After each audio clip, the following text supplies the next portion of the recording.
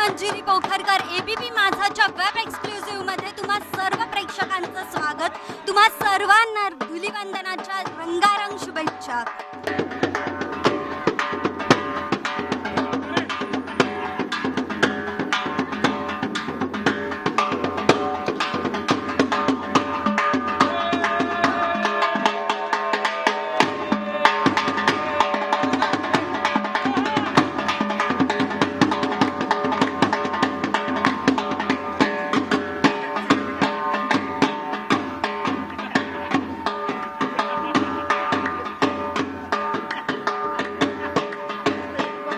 अनेक वर्ष सातत्याने इथे येऊन धुलिवंदन साजरे करतात, पण 2 वर्ष कोरोनामुळे कुठेतरी हे मिस होत होतं. तर यावर्षी त्याच जोशात त्याच उत्साहात पुन्हा एकदा कसं वाटतंय?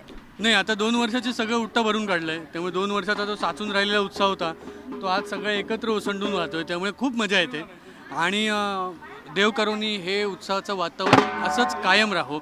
आपल्या अख्ख्या देशावर विश्वावर सुद्धा या उत्साहाची गरज आहे, शांततेची गरज आहे.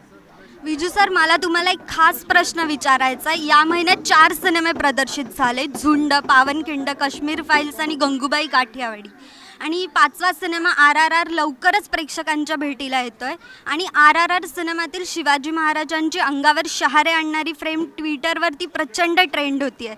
आणि या सगळ्या सिनेमांवर भाष्य करणारी तुमची फेसबुक पोस्ट प्रचंड गाजली. तर दुसरीकडे तुम्हाला अनेकांनी ट्रोल केलं.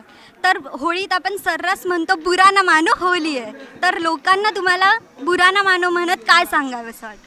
जातीच्या आईचा घो, बुरा न मानो होली आहे. कुठलीही जात आणि धर्म हे आपल्याला आपल्या कर्तृत्वाने मिळालेलं नसतं, आपल्या जन्माने मिळाले, नशिबाने मिळालेलं आहे.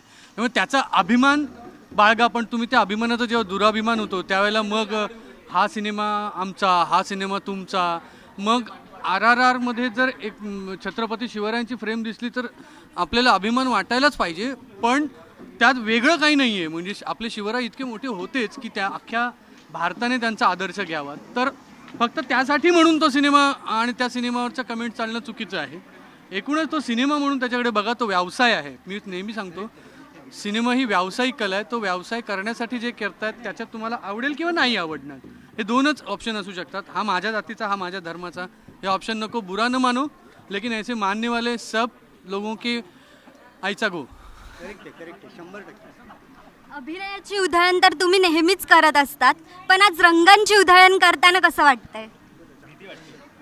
देवा, अभिनयाची उधळण आणि रंगांची उधळण यात काही फरक नाही असं मला वाटतंय. आणि आज होळी असल्यामुळे मी डबल उधळण करतोय. हॅपी होळी.